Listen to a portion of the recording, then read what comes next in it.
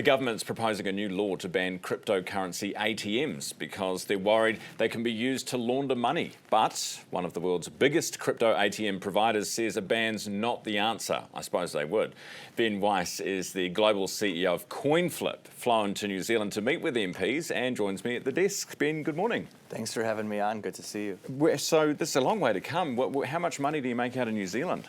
Not as much as I would like, but I studied here 10 years ago at Victoria University, and New Zealand was the third country we went to after Australia and the US. And I've been talking to the MPs, and I would say a crypto ATM is actually one of the dumbest ways to launder money. What many people don't know is that we're taking ID at $0 in front of the machine.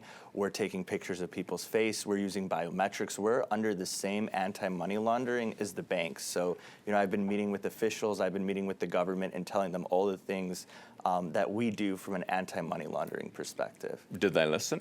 Yeah, I think it's been constructive. We share the same goals as the government. We don't want the machines used for scams. We don't want the machines used for money laundering. And we think crypto is really important. I mean, the ATMs are the easiest way, for people to get into cryptocurrency. It takes it out of the cloud. It makes it physical and tangible. Someone like my mom, she doesn't use online banking, to even pay an electricity bill. She's not gonna, link it up to an exchange. People deserve a physical option to get into cryptocurrency, and it's about consumer choice. Isn't the point of crypto, I mean, you say that it's not about fraud, you say that it's not about, international gangs and organized crime, but isn't the point of crypto that you don't know?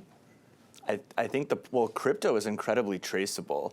And if, let's say, for instance, we weren't taking an ID at the machine when someone came in, then yeah, it would be, harder to trace. But if you're taking an ID, you have a picture of someone's face, you're validating that ID, and then you're using blockchain analytics tools to trace and track that crypto. It's actually, one of the easiest things. So do you not, if I wore a mask, would it reject me? Yeah, we would have to be able to match that face to that ID. Ah, okay. Mm-hmm. Well, that's a bit better than a bank ATM, isn't it? Yeah, and there's this misconception that you can just go up with, $50,000 and just shove it into the ATM with no ID, no identification, and it's just not true. And I think, there's been a lot of constructive talks with the government, and once we've sort of said all these steps we've taken, I think a lot of people have gotten more comfortable. Who did you meet with? Which ministers? Well, obviously, Minister McKee is the one who initially proposed the ban. Yeah. So, we met with her. We're meeting Casey Costello. Did you meet with her?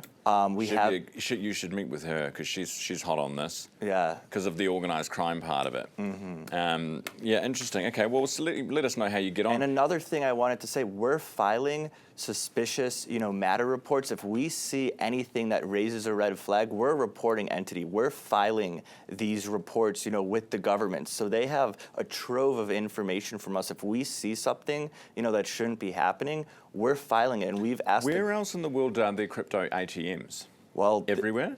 Not everywhere, but in a lot of places. We operate in 10 countries everywhere from, the U.S. to Mexico to South Africa. Is anyone else banning them?